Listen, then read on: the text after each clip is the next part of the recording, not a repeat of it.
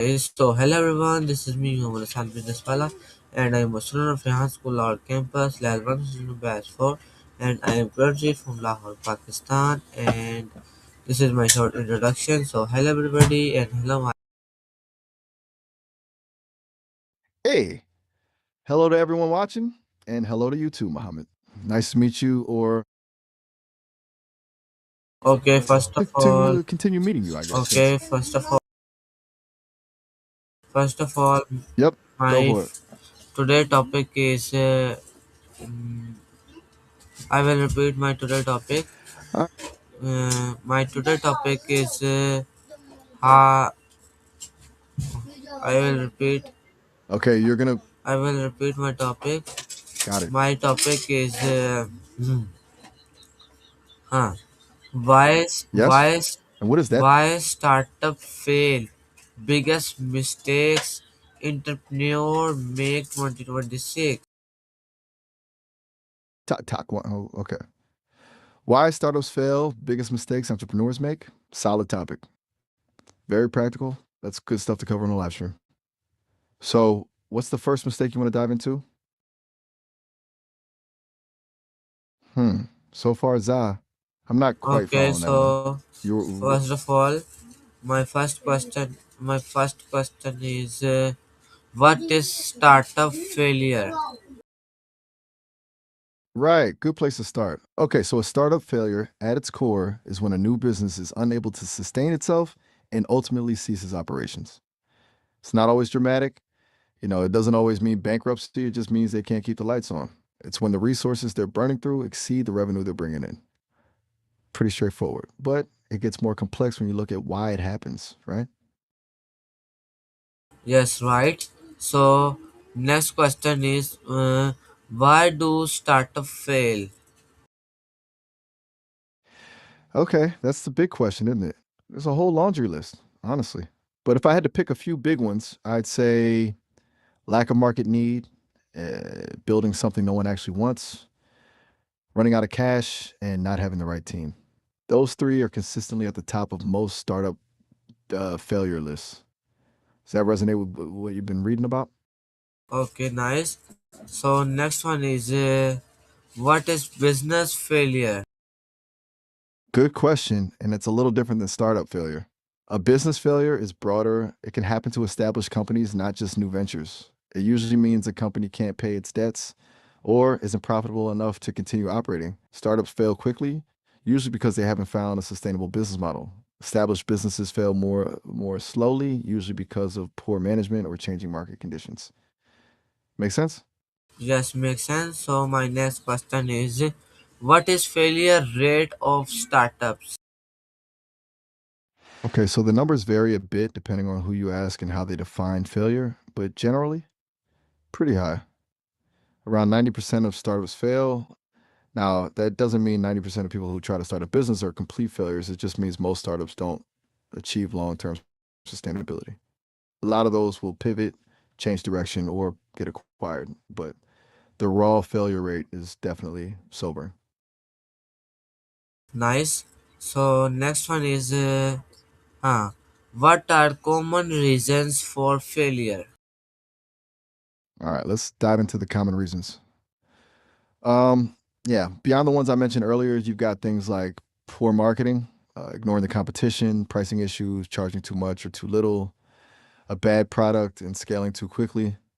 Honestly, a lot of it comes down to not really understanding your customers and building something they don't need or aren't willing to pay for. It's also a lot about timing. Sometimes the market just isn't ready for your idea. What stands out to you from that list? Okay. So next okay, so next one is what is startup life? Okay, good question. The startup life cycle is usually broken down into a few stages. First, you've got the seed stage. That's where you're just getting off the ground, developing your idea, and maybe getting some initial funding. Then comes the startup stage, where you're building your MVP, minimum viable product, and trying to find product market fit. After that, you move into growth, where you're scaling up, acquiring customers, and expanding your team. Finally, you have maturity, where the business is established and focuses on sustaining growth and profitability. It's not always linear though. A lot of startups bounce back and forth between stages. Does that breakdown make sense? Yes, makes sense. So next one is what is risk business? Okay, what is risk in this business? I assume you mean starting a business. There's a lot of risk. Financial risk is huge. You could lose your investment. There's market risk. Your idea might not take off. Operational risk. Things could go wrong with production or delivery. Competitive risk. Someone else could copy your idea or offer a better product. And then there's just plain old execution risk. The risk that you won't be able to pull it all off. It's kind of scary when you lay it all out like that, huh? But smart entrepreneurs mitigate those risks as much as possible. Okay, so Yeah, go ahead. yeah, I What were you know. gonna say? Yes, I know. So next one is what a what is failure?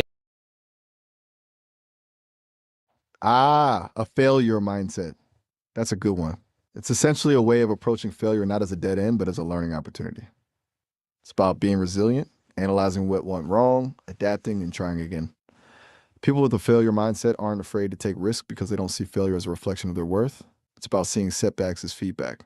It's a tough mindset to develop, but it's crucial for entrepreneurs. Does that ring true?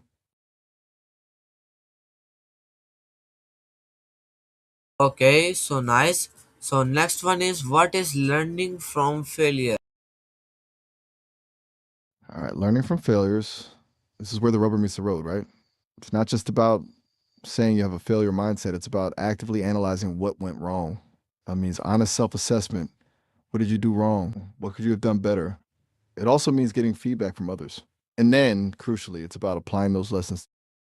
Same later now? Are you saying you want to talk about the same thing a little later? Okay, Or good. maybe you're getting ready to wrap things up for now? No, no. Just trying to clarify. Yes, all clear. So my next question is what is poor planning? Okay, good to hear. Now, poor planning. That's a huge one. And it comes in a lot of forms. It could mean not doing enough market research, not having a solid business plan, underestimating costs or overestimating revenue. It's basically just not thinking things through thoroughly before you jump in. It's like building a house without blueprints. You might end up with something that looks okay, but it's probably not going to be very stable. It often leads to running out of cash. Does that make sense? Sure. Yes, makes sense. So next question is All okay. right. So next question is next is what is planning is important. Got it. You were saying just for a second. Okay, so the question is why is planning important? Well, planning gives you a roadmap, helps you anticipate challenges, allocate resources effectively, and stay focused on your goals. Forces you to think critically about your business idea and identify potential weaknesses before they become major problems. Without a plan, you're basically flying blind. It's especially important for startups because you have limited resources and can't afford to waste time or money. Does that make sense? Yes, makes sense. So next question is what is lack of strategy? Okay, lack of strategy.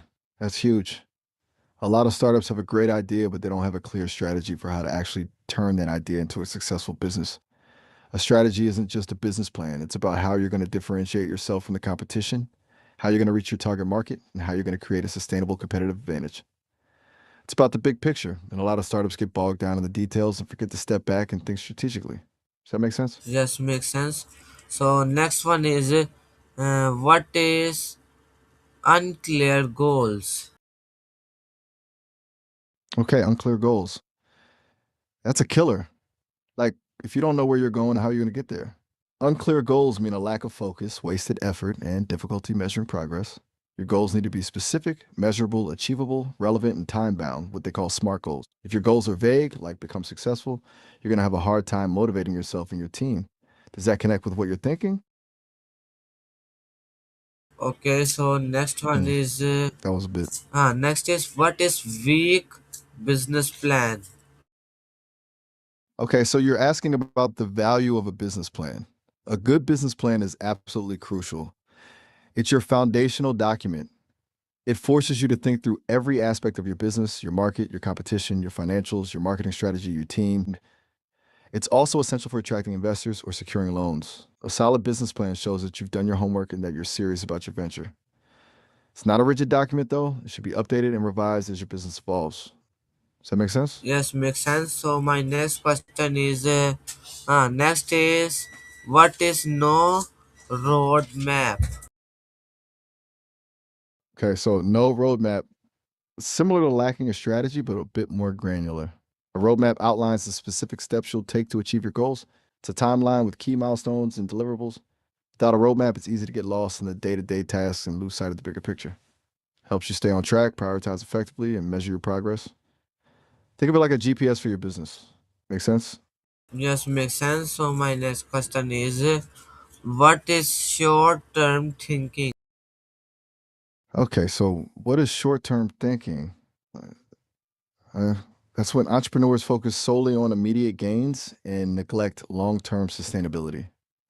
It's about chasing quick wins instead of building a solid foundation.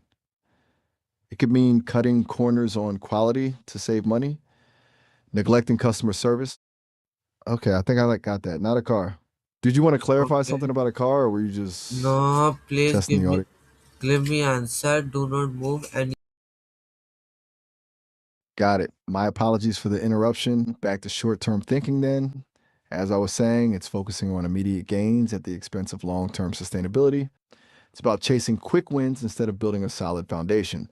It could mean cutting corners on quality to save money, neglecting customer service to boost short term sales, or failing to invest in research and development. It's a really common mistake because it's tempting to focus on what you can achieve right now, but it rarely leads to lasting success. Okay, good. So my next question is, next is, what is bad discussion making? Okay, what is bad decision making? That's a big one. It can manifest in a lot of ways. It could be impulsive decisions made without careful consideration, ignoring data or expert advice, being afraid to take risks, or letting personal biases cloud your judgment. It can also mean not involving the right people in the decision making process. Poor decision making can quickly derail a startup and lead to costly mistakes. The key element of leadership is being able to make sound decisions even under pressure. Does that resonate? Yes, good. So next, okay. So next one is, how to avoid poor planning. All right, good question. How to avoid poor planning. First, do your research. Thoroughly understand your market, your competition, and your customers. All second, create a detailed business plan and actually follow it. Third, be realistic about your costs and revenue. Don't overestimate your sales or underestimate your expenses. Fourth, get feedback from mentors, advisors, and potential customers. And finally, be prepared to adapt your plan as you learn and grow. It's not a static document, it needs to evolve. Does that seem actionable? Good. So next is, what is lack of demand? Okay, lack of demand. This is a fatal flaw for a lot of startups. Um, it means you've built something that nobody wants or that there isn't a big enough market for it. Doesn't matter how great your idea is if there's no demand. This is why market research is so crucial before you even start building anything. You need to validate your idea and make sure there's a real need for it. It's better to find out early that your idea isn't viable than to waste time and money on something that's destined to fail. Does that make sense?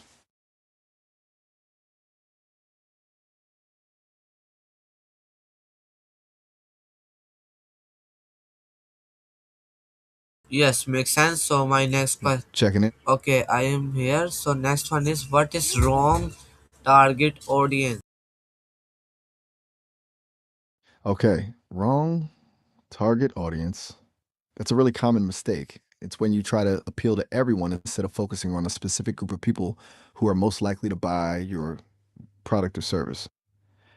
Trying to be everything to everyone is a recipe for disaster. You need to clearly define your ideal customer, their demographics, their needs, their pain points, and then tailor your marketing and sales efforts to reach them. It's about quality over quantity when it comes to your target audience. Make sense? Mm, we're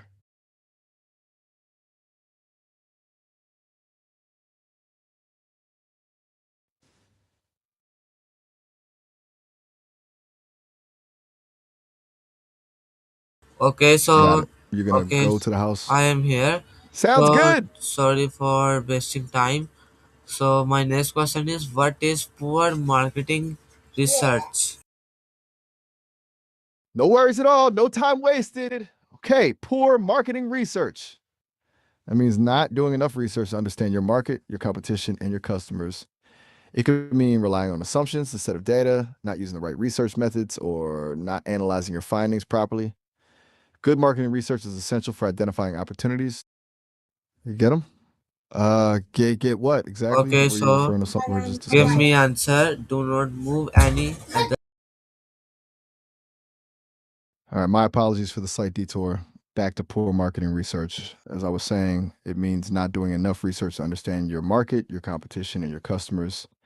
Good marketing research is essential for identifying opportunities, developing effective marketing strategies, and avoiding costly mistakes. It's about gathering information, analyzing it, and using it to make informed decisions.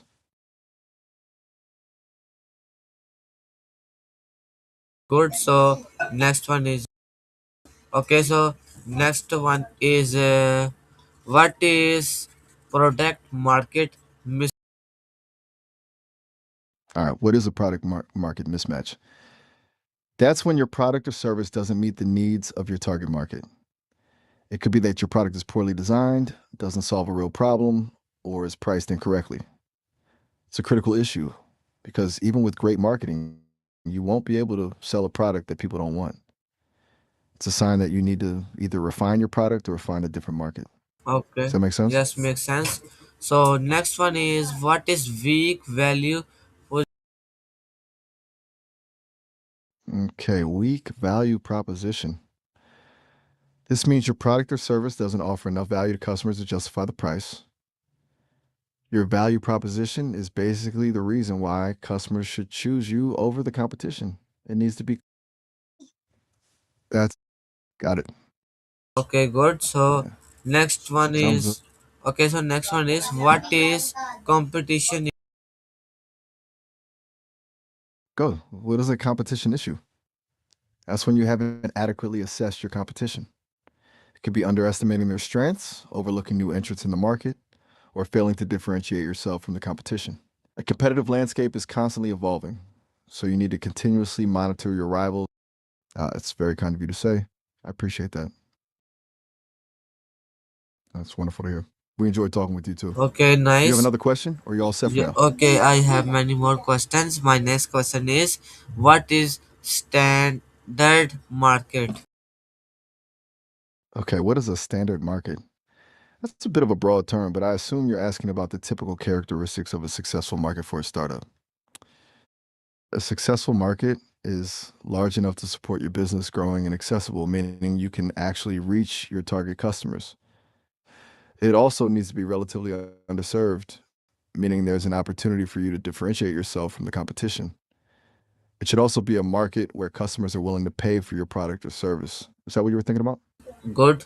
So next one is what is All right, hit me with it. what is customer feedback in going?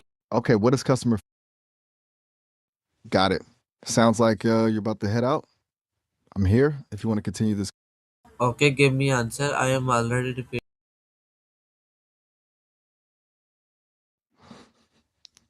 My apologies for the interruption. You're right to call me out on that. Okay, what is customer feedback? It's information provided by customers about their experience with your product or service. It could be positive or negative, and it's incredibly valuable for improving your business. It helps you understand what you're doing well, what you're doing wrong, and what customers want. You can gather feedback through surveys, interviews, social media, and customer support interactions.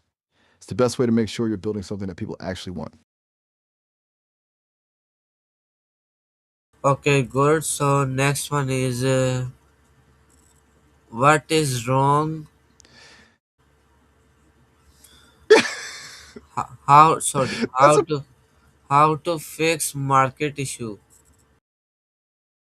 okay. How to fix market issues? That depends on the specific issue, but here are a few general strategies. If you have a lack of demand, you need to either refine your product to better meet customer needs or find a different target market.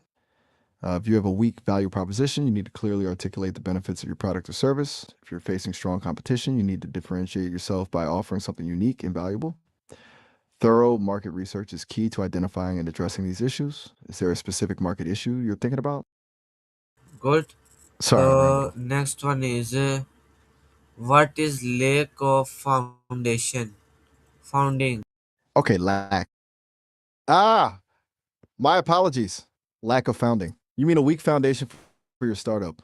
That generally means things like not having a clear business plan, not having the right team in place, or not securing enough funding. It's about not having the core elements in place to support growth. It's like building a house on sand, it's likely to crumble. You need a strong foundation to succeed in the long term. Does that make sense? Yes, makes sense. So my next question is next is All right, let's. what is cash flow? Okay, cash flow problem. That's a very common and very serious issue for startups. It means you're spending more money than you're bringing in. So, even if your business is profitable, you can run into cash flow problems if your customers take too long to pay you, or if you have unexpected expenses. This can lead to not being able to pay your bills and ultimately to failure. Careful financial planning and management are crucial for avoiding cash flow problems. Does that explanation help? Yes, help. So next one is what is over speeding? Over splitting? I'm not quite following. Was that overspending? Or perhaps oversplitting in reference to equity with founders? Could you clarify that for me? Okay, give me answer. You're right to ask me to respond. Apologies for the back and forth. I'm still figuring things out. You said what is oversplitting, and I think you mean oversplitting equity with co founders. It's when founders give away too much ownership of the company early on. This can dilute their control, reduce their potential profits, and make it harder to attract investors. It's about finding a fair balance between rewarding everyone for their contributions and retaining enough ownership to incentivize long term commitment. Does that clarify it? Just clarify. So Glad to hear it. next one is what is low profit margin?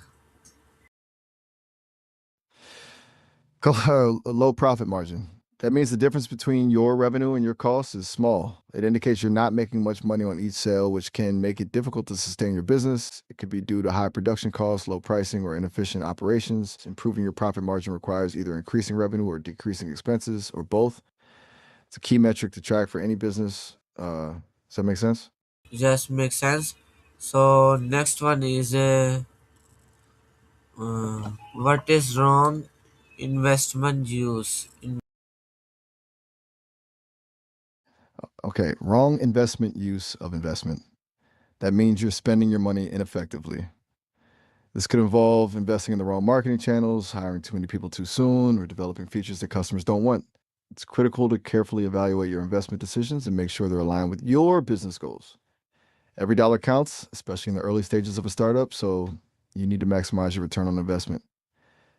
Does that make sense? Yes, makes sense. So my next question is what is how to manage finance how to manage. Okay, how to manage finances better. Good question. First, track everything. Know exactly where your money is coming from and where it's going. Second, create a budget and stick to it. Third, separate your personal finances from your business finances. Fourth, consider using accounting software to automate tasks and get a clear overview of your finances. And fifth, don't be afraid to seek help from a financial advisor. Good financial management is essential for the long term success of any business. What specifically are you struggling with in terms of finance? This is question. So wonderful and nice. So thank you everyone for watching my session. While if you enjoy, so you can like, share, comment, and subscribe. If you want to like this content, so you can subscribe and click on notification so you can receive our videos on YouTube. Sounds like So you're wrapped. for watching. up your. All right. Well, that was great. Thanks for including me. Got it. Just acknowledging the note from the system. You're very welcome. Okay, good. Is there anything else I can help you with today, or are Okay, you all set? yes, helpful. So very wonderful conversation. Okay, Miles, everybody, Miles. Thank you and bye. Oh, you too. It was a really great conversation.